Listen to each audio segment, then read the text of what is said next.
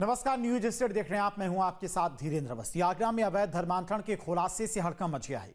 यहां दो सगी बहनों को बहुत ही चालाकी से ब्रेन वॉश किया गया और ब्रेन वॉश के बाद दोनों बहनें घर से लापता हो गईं। लड़कियों के पिता ने थक हार कर पुलिस से गुहार लगाई। पुलिस जब इस केस की तह तक पहुंची तो अवैध धर्मांतरण के बड़े सिंडिकेट का भंडाफोड़ हुआ। फिल्म केरल स्टोरी के पैटर्न पर अवैध धर्मांतरण का ताना बाना बुना गया था और पुलिस ने पूरे मामले में अलग अलग जगहों से 10 लोगों को गिरफ्तार किया है। आखिर आगरा की दोनों बहनों का ब्रेन वॉश कैसे किया गया, कैसे दोनों बहनें अवैध धर्मांतरण गैंग की शिकार बनी, देखिए इस रिपोर्ट में।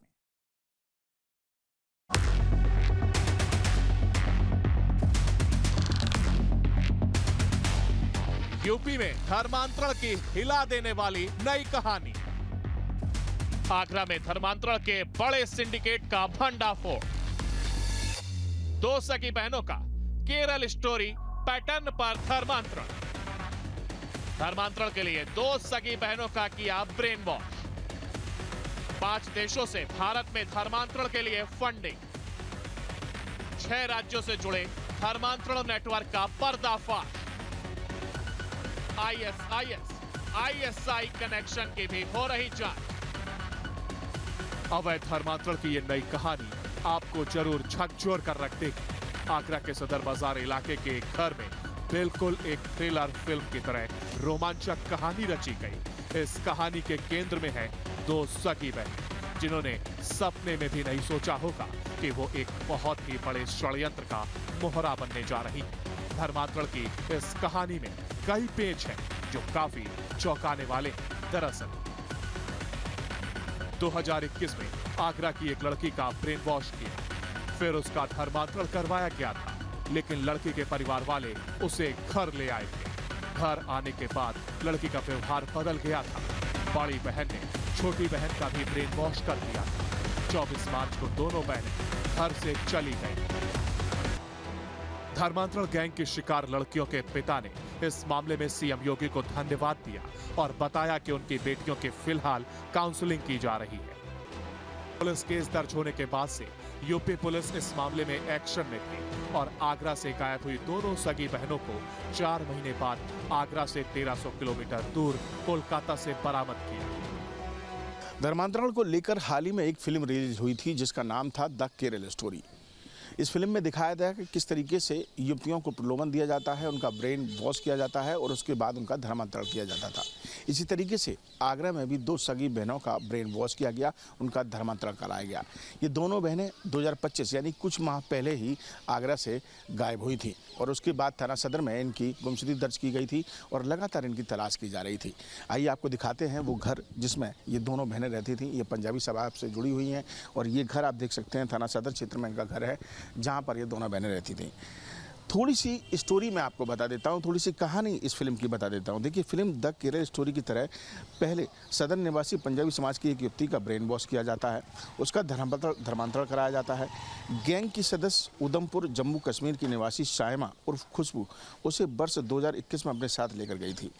खुशबू खंदारी कैंपस में पढ़ाई कर रही थी और उस समय तो लड़की को किसी तरीके से, लड़की के जो परिजन थे उसे किसी भी तरीके से तलाश कर बेटी को घर वापस ले आते हैं।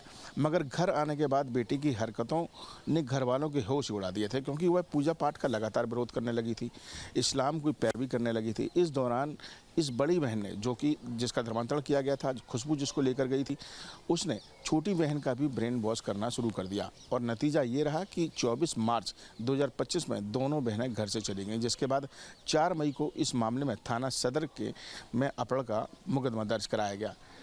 अब इस पूरे मामले की अगर बात की जाए तो इस पूरे मामले में लगातार पुलिस तलाश कर रही थी, सर्विलांस की टीमें लगातार लगाई गई थी। पश्चिम बंगाल से इस धर्मांतरण के तमाम सारे मामले सामने आए थे और लगातार दबिश दी जा रही थी। अब कई आरोपियों को पकड़ लिया गया है और दोनों लड़कियों को बरामद भी कर लिया गया है, लेकिन इस मामले के तार जो हैं वो ISIS से भी जुड़े लगते हैं। बाहर से फंडिंग की जा रही थी, कनाडा से, अमेरिका से इसकी फंडिंग की जा रही थी। तो कुल मिलाकर एक बड़ा जो गैंग है वो इस पूरे धर्मांतर के खेल में जुटा हुआ था और लगातार कई राज्यों से धर्मांतरण कराने का काम कर रहा था, जिसमें आगरा की ये दोनों युवतियां भी शामिल हैं। फिलहाल हम इस घर पर हैं जिसमें ये दोनों बहनें रहा करती थीं।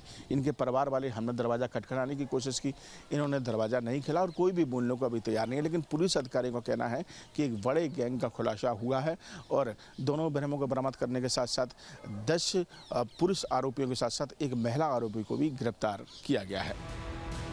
डीजीपी राजीव कृष्ण ने बताया कि सीएम योगी के निर्देश पर अवैध धर्मांतरण पर रोक लगाने के लिए प्रदेश भर में मिशन अस्मिता चलाया जा रहा है। ऐसे में पुलिस को आगरा से 2 सगी बहनों के लापता होने की सूचना मिली। पुलिस ने मामले की जांच की तो अवैध धर्मांतरण का पूरा खेल सामने आया। जांच में पता चला कि दोनों लड़कियों का ब्रेन वॉश कर अवैध धर्मांतरण किया गया। इसके बाद पुलिस ने मामले की तह तक जाना शुरू किया। इस दौरान कई चौंकाने वाले तथ्य सामने आए। इस धर्मांतरण गैंग के तार दुनिया के 5 देशों से जुड़े हैं जो भारत में इस्लाम को बढ़ावा देने के लिए फंडिंग कर रहे हैं। आगरा पुलिस ने देश के 6 राज्यों में रेड डालकर 10 लोगों को पकड़ा। मास्टरमाइंड अभी पुलिस की पहुंच से दूर है। अब इस कड़ी में 6 प्रदेशों में साइमल्टेनियस दबिश देकर के 10 लोगों को गिरफ्तार किया गया है, जो कि देश के विभिन्न राज्यों में विशेष तौर पर कम उम्र की लड़कियों को प्रलोभन, लव जिहाद और अन्य तरीकों से प्रभावित करके धर्मांतरण के कार्य में लिप्त थे। अवैध धर्मांतरण का यह मोडस ऑपरेंडी ISIS का सिग्नेचर स्टाइल है। अभी तक प्रारंभिक जांच में इस ग्रुप का संबंध PFI से, SDPI से और पाकिस्तान के आतंकी संगठनों से भी होने के संकेत मिले हैं। जनपदीय पुलिस आगरा द्वारा की गई इस उल्लेखनीय कार्रवाई से इसमें आगे उत्तर प्रदेश की जो विशेषज्ञ एजेंसियां हैं STF और ATS, उनको भी शामिल किया गया है और आवश्यकता अनुसार अन्य राज्यों की पुलिस और केंद्रीय एजेंसी से भी समन्वय स्थापित किया जाएगा। अभी तक इसमें कनाडा, अमेरिका, लंदन और दुबई से फंडिंग के और उनके संलिप्तता के उनके वहाँ पर रह कुछ लोगों के साथ में संलिप्तता के सबूत मिले हैं, जिसके आधार पर आगे की कार्रवाई की जा रही है। पुलिस आयुक्त दीपक कुमार खुद पूरे मामले को देख रहे थे। ADCP सिटी आदित्य के नेतृत्व में 7 टीमें बनाई गई थी। सर्विलांस, साइबर सेल से पुलिस को अहम जानकारियां मिली। इसके बाद पुलिस की छापेमारी शुरू हुई थी।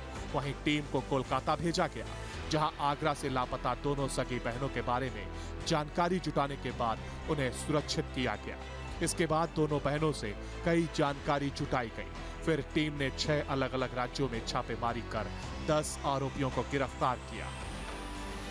घटना के जब हम लोग तह में गए, जब इसको दिया गया, इसीलिए साइबर जो हमारी साइबर थाना है उसको, तो घटना के तह में जाने पर पता चला कि कई प्रदेश में कम से कम 6 प्रदेश ऐसे थे जहां पर जो लोग बैठे हुए थे वहां पर ये लोग रेडिकलाइजेशन को बढ़ावा दे रहे थे, लव जिहाद में संलिप्त थे और इसकी फंडिंग विदेशों से होती है। जैसा सर ने बताया, कनाडा से, US से इनकी फंडिंग हो रही थी। घटना की इसको गंभीरता को देखते हुए DGP महोदय के निर्देश पर मेरे द्वारा स्वयं इसका पर्यवेक्षण किया गया और एडिशनल DCP हमारे एक IPS ऑफिसर्स थे, वो इसको डायरेक्ट उन्होंने देखना शुरू किया और प्रतिदिन इस पर हम लोगों ने काम करना शुरू किया। घटना के संबंध में साक्ष्य जुटाने के बाद जो प्रकाश में 7 अभियुक्त आए थे, उनके खिलाफ हमारे जो न्यायालय है आगरा की न्यायालय से उनके खिलाफ NBW वारंट लिया गया तथा बंगाल, गोवा, उत्तरांचल, उत्तराखंड, दिल्ली, राजस्थान और वह उत्तर प्रदेश में 11 जगह पर हमने अपनी टीम को भेजा, जिसमें 45 से 50 लोग हमारे थे जो कि इस रेड की टीम में गए थे। इस पूरे ऑपरेशन के क्रम में हम लोगों ने 10 अभियुक्तों को अरेस्ट किया, उनको गिरफ्तार किया। इस नेटवर्क में लव जिहाद का उपयोग कर तथा विदेश से प्राप्त धन से धर्म परिवर्तन व रेडिकलाइजेशन के हमारे पास सबूत और साक्ष्य मिले हैं और यह प्रणाली जो है वह ISIS का जो सिग्नेचर तरीका होता है, जो उसका प्रतिरूपण है, जो ये करते हैं, वो ठीक उसी तरह से इस चीज़ को किया गया है। पुलिस का कहना है कि छांगुर की तरह ही इस गैंग की जड़ें भी गहरी हैं। इस गैंग की विदेश से फंडिंग के साथ आतंकी कनेक्शन भी सामने आ रहा है। पुलिस के मुताबिक ये गैंग सैकड़ों लोगों का धर्मांतरण करवा चुका है। जांच में सामने आया है कि इनके अलग अलग मॉड्यूल काम करते थे। एक ग्रुप फंडिंग जुटाता था, दूसरा लोगों को रेडिकलाइज करता था और तीसरा उन्हें छिपाने की व्यवस्था करता था। इस रैकेट को अमेरिका, कनाडा और दुबई से फंडिंग मिलने के भी सबूत मिले हैं। पुलिस को शक है कि इस सिंडिकेट का कनेक्शन पीएफआई और एसडीपीआई के साथ साथ पाकिस्तान के आतंकी संगठनों से भी हो सकता है। पूरे नेटवर्क में सबकी अपनी अपनी अलग अलग भूमिका है। किसी की भूमिका इसमें जो पकड़े गए हैं 10 लोग, किन्हीं का काम फंड प्राप्त करना है, किसी को उस फंड को चैनलाइज करना है, किन्हीं को सेफ हाउस उसको मुहैया कराना है, लीगल एडवाइस देने के लिए इनकी एक अलग टीम थी, नया फ़ोन और नया सिम देना, लोगों को प्रेम जाल में जो लोग उनको अपने पास फंसाते थे फिर उनकी शादी कराने के लिए और धर्म परिवर्तन के लिए सब्जबाग दिखाकर प्रेरित करने के लिए, और उसके संबंध में जो डॉक्यूमेंट्स होता है पेपर तैयार करना, ये सभी ये जो ग्रुप थे इसमें ये शामिल थे। अभी विवेचना हमारी शुरुआती स्टेज में है। सवाल है कि आगरा की दोनों बहनों का ब्रेन वॉश कैसे हुआ, वो कैसे कोलकाता तक पहुंचाई गई, आगरा समेत दूसरे राज्यों में फैले इस नेटवर्क से कैसे जुड़े। धर्मांतरण की ये कहानी 4 साल पहले यानी 2021 में शुरू हुई। आगरा के सदर इलाके में एक परिवार में 2 बहनें हैं। बड़ी बहन मुस्कान, बदला हुआ नाम, 33 साल की है। उसने आगरा के DEI कॉलेज में एमफिल किया है। उसके साथ खुशबू और साइमा नाम की एक लड़की पढ़ती थी जो उधमपुर कश्मीर की रहने वाली है। साइमा से मुस्कान की अच्छी दोस्ती हो गई। अक्सर कॉलेज और कोचिंग में आते जाते साइमा मुस्कान को इस्लाम धर्म के बारे में बताती थी। उसे मोबाइल पर इस्लाम धर्म से जुड़े वीडियो दिखाती। मुस्कान को साइमा हिजाब पहनने के लिए कहती। मुस्कान के घर के पास एक मस्जिद है। साइमा अजान के वक्त उसे नमाज पढ़ने को कहती। शुरुआत में मुस्कान घर से सब छिपा कर करती रही, लेकिन धीरे धीरे वो घर में पूजा पाठ का विरोध करने लगी। उधर साइमा लगातार मुस्कान का ब्रेन वॉश करती रही। उसे पढ़ने के लिए इस्लामिक किताबें दी। बेटी की इन हरकतों को देखकर घर वाले परेशान हो गए। 2021 में वह अचानक घर से गायब हो गई। वह साइमा के कहने पर घर छोड़कर जम्मू कश्मीर के उधमपुर जा रही थी, लेकिन रास्ते में लैंडस्लाइड हो गया जिसमें वह फंस गई। जब किसी ने उसकी मदद नहीं की तो मुस्कान ने परिवार को फोन किया। तब मुस्कान के पिता उधमपुर पहुंचे और उसे अपने साथ लेकर आए। साइमा के संपर्क में होने की वजह से बड़ी बहन मुस्कान अब हिंदू धर्म से काफी दूर जा चुकी थी। परिवार ने जब मुस्कान में बदलाव देखा तो उस पर बंदिशें लगानी शुरू कर दी। उसके फोन छीन लिए और घर से निकलना बंद कर दिया। तब बड़ी बहन मुस्कान अपनी छोटी बहन खुशबू के फोन का इस्तेमाल करने लगी। छोटी बहन उस वक्त 16 साल की थी। अब खुशबू भी बड़ी बहन के साथ मोबाइल पर इस्लाम से जुड़े वीडियो सुनने और देखने लगी। मुस्कान ने अपनी छोटी बहन का भी ब्रेन वॉश करना शुरू कर दिया। दोनों मिलकर इस्लाम की बातें करते। छोटी बहन के फोन के जरिए बड़ी बहन ने साइमा को परिवार की बंदिशों के बारे में बताया। उसके बाद साइमा ने मुस्कान को रीत बनिक उर्फ मोहम्मद इब्राहिम का नंबर दिया और कहा कि यह शख्स तुम्हें आगरा से निकाल सकता है। इसके बाद दोनों बहनें रीत बनिक से इंस्टाग्राम के जरिए बातें करने लगी। उसने दोनों बहनों से कहा, घर का दबाव तभी तक है जब तक तुम सनातन धर्म में हो। इस्लाम कबूल करो, फिर नई जिंदगी शुरू होगी। ताजनगरी आगरा की जिन 2 युवतियों को अपहरण किया गया, उनका धर्मांतरण किया गया, वो इसी थाना सदर क्षेत्र की रहने वाली थी और इसी थाना सदर में उनका मुकदमा दर्ज किया गया था। गुमशुदगी दर्ज की गई थी 2025 मार्च में और तभी से ही आगरा पुलिस जो है वो लगातार इस गैंग के खुलासे में लगी हुई थी। पूरी घटनाक्रम मैं आपको बता देता हूं। देखिए, कमिश्नर आगरा दीपक कुमार ने 2 युवतियों की गुमशुदगी दर्ज की थी मार्च में। सुसंगत धाराओं में मुकदमा दर्ज कर दिया गया था जिसमें धर्म परिवर्तन की धारा भी शामिल थी। साइबर थाने को इन्वॉल्व करने पर पता चला कि इस ग्रुप में 6 लोग प्रदेश में एक्टिव हैं। इन्हें अमेरिका और कनाडा से फंडिंग हो रही थी और ये पूरी तरीके से धर्मांतरण में लिप्त थे। बंगाल, गोवा, दिल्ली, राजस्थान, उत्तराखंड समेत 11 जगहों पर टीम को भेजा गया। 10 लोग इसमें गिरफ्तार किए गए। लव जिहाद के इसमें प्रूफ भी मिले हैं। ये IS के तरीके पर काम करते थे। सभी 10 लोगों को अलग अलग जिम्मेदारी मिली थी। फंडिंग कलेक्ट करते, प्रलोभन देते, बहला फुसलाकर धर्म परिवर्तन और फिर शादी कराते। अगर अभी तक की पूरी जानकारी की बात की जाए, जैसा कि कमिश्नर दीपक कुमार ने बताया कि अभी तक ये पूरा गैंग जो लगातार इन 10 आरोपियों की बात की जाए जिसमें महिला भी शामिल है, ये सभी लोग अब तक सैकड़ों युवतियों का धर्म परिवर्तन करा चुके हैं। कुल मिलाकर एक बड़ा गैंग काम कर रहा था जिसकी विदेशी से फंडिंग की जा रही थी और अब ये धीरे धीरे परत दर पर खुलता चला गया। और फिलहाल अगर आगरा की बात की जाए तो इस समय दोनों युवतियों को बरामद कर लिया गया है और तमाम आरोपियों को पकड़कर कोर्ट में पेश कर दिया गया है। 24 मार्च 2024 को मुस्कान के परिजन दिल्ली गए थे। उसी दिन दोनों बहनें घर से निकल गईं। रीत उर्फ इब्राहिम ने पहले दोनों बहनों को एक शख्स का नंबर देकर उसके पास भेजा। दोनों को मस्जिद में कलमा पढ़वाया गया। इसके बाद दोनों को ट्रेन से दिल्ली भेजा। दोनों बहनें इस दौरान बुर्के में रहती थी। मुस्कान और खुशबू दिल्ली में 3 दिन तक ठहरी। वहां से दोनों बिहार गईं और फिर कोलकाता पहुंची। इसके बाद दोनों बहनों को कोलकाता में मौलवी के सामने शहदा यानी इस्लाम में आस्था रखने की घोषणा हुई। दोनों बहनों ने कानूनी तरीके से इस्लाम अपनाया। दोनों बहनें आयशा और गैंग के दूसरे सदस्यों के संपर्क में आईं। कोलकाता में रीत मलिक ने दोनों बहनों को मुस्लिम बस्ती में रुकवाया। उनके नाम भी बदल दिए गए। बड़ी बहन का नाम अमीना तो छोटी का नाम जोया रखा।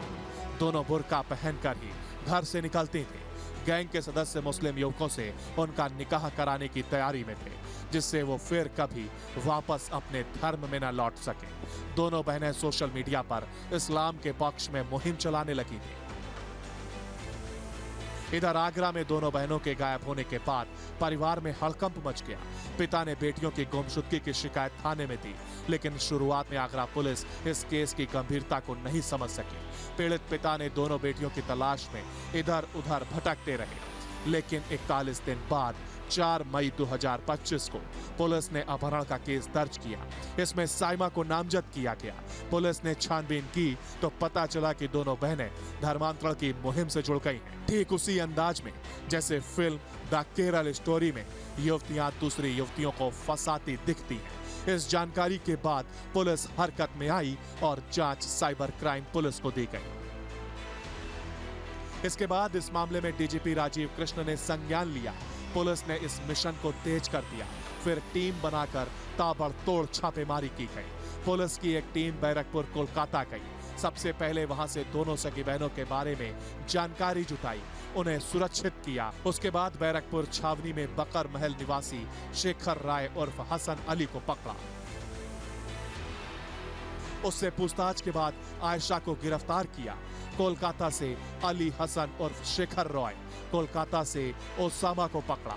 आगरा से रहमान कुरैशी को गिरफ्तार किया। मुजफ्फरनगर के खालापर से अब्बू तालिब, देहरादून से अबुर रहमान को पकड़ा। जयपुर से मोहम्मद अली और जुनैद कुरैशी को गिरफ्तार किया। पुलिस ने बताया कि गिरफ्तार किए गए 10 आरोपियों में कई हिंदू थे जो धर्मांतरण करके मुस्लिम बन गए थे। बाद में यह उसी गैंग का हिस्सा बन गए और लड़के लड़कियों को धर्मांतरण करके मुस्लिम बनाने लगे। पुलिस ने सभी आरोपियों को कोर्ट में पेश किया, जहां से कोर्ट ने उन्हें 10 दिन के पुलिस रिमांड पर भेज दिया। आगरा धर्मांतरण मामले में 10 आरोपियों को कोर्ट में पेश किया गया, लेकिन जिस दौरान पेशी की गई उस दौरान सुरक्षा व्यवस्था चाक चौबंद रखी गई। आप देख सकते हैं, हालांकि दीवानी की सुरक्षा व्यवस्था बहुत ही चाक चौबंद रहती है, लेकिन आज जब आरोपियों को पेश किया गया तो अदालत को छावनी बना दिया गया था। दीवानी कचहरी के प्रवेश द्वार नंबर 4 से अदालत तक दोनों तरफ पुलिस और एसएसएफ के दर्जनों जवान अधिकारी तैनात रहे।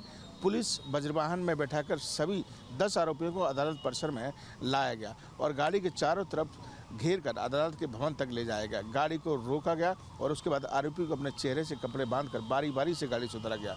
गाड़ी से उतरते समय पुलिस वालों ने एक एक करके आरोपी के अपने हाथ का सहारा दिया और उसके बाद उन्हें आगे बढ़ाया गया। इस दौरान देखा गया कि जो अभिभूत अधिकारी हैं उनका यह कहना था कि कोर्ट से इस बात की पुलिस ने कहा कि करीब 14 दिनों की आरोपियों को रिमांड दी जाए ताकि पूछताछ की जा सके कि इन आरोपियों के तार कहाँ जुड़े हैं, कितने लोगों का ये धर्मांतरण करा चुके हैं और इस गैंग के तार और किन किन राज्यों में फैले हुए हैं। लेकिन कोर्ट में अगर बात की जाए तो पेश होने के बाद 10 दिन की रिमांड फिलहाल जो आगरा पुलिस को दी है इन आरोपियों की पूछताछ के लिए। आगरा पुलिस और एटीएस की टीम ने जिन 10 लोगों को गिरफ्तार किया है उसमें मुजफ्फरनगर का अबू तालिब शामिल है।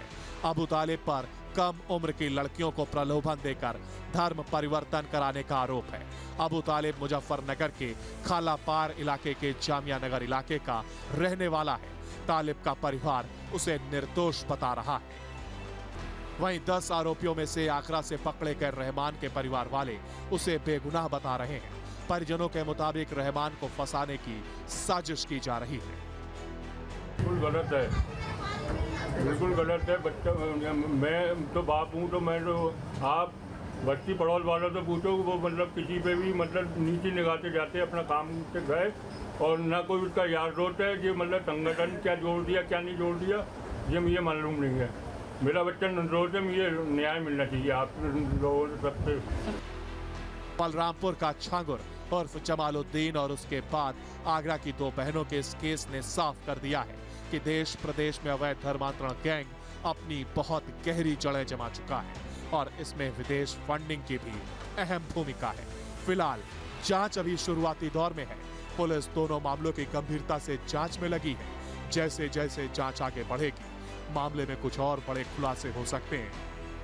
तो कुल मिलाकर एक बड़ा मामला खुल सकता है। एक बड़ा गैंग जो है धीरे धीरे सामने आ रहा है और ऐसा लग रहा है कि सैकड़ों युवतियों का और सैकड़ों लोगों का ये धर्मांतरण जो है वो इस गैंग ने कराया है और धीरे धीरे इसकी तमाम परतें खुलती हुई नजर आएंगी। वीडियो जर्नलिस्ट विकास के साथ आगरा से विनीत दुबे, न्यूज स्टेट उत्तर प्रदेश। जहाँ भक्ति है हर शब्द में, कथाओं में छिपे हैं दिव्य रहस्य और ज्योतिष देता है जीवन को दिशा। धर्म से जुड़ी हर बातों को जानने के लिए हमारे चैनल स्तुति को सब्सक्राइब करें। चैनल पर जाने के लिए इस लिंक पर क्लिक करें।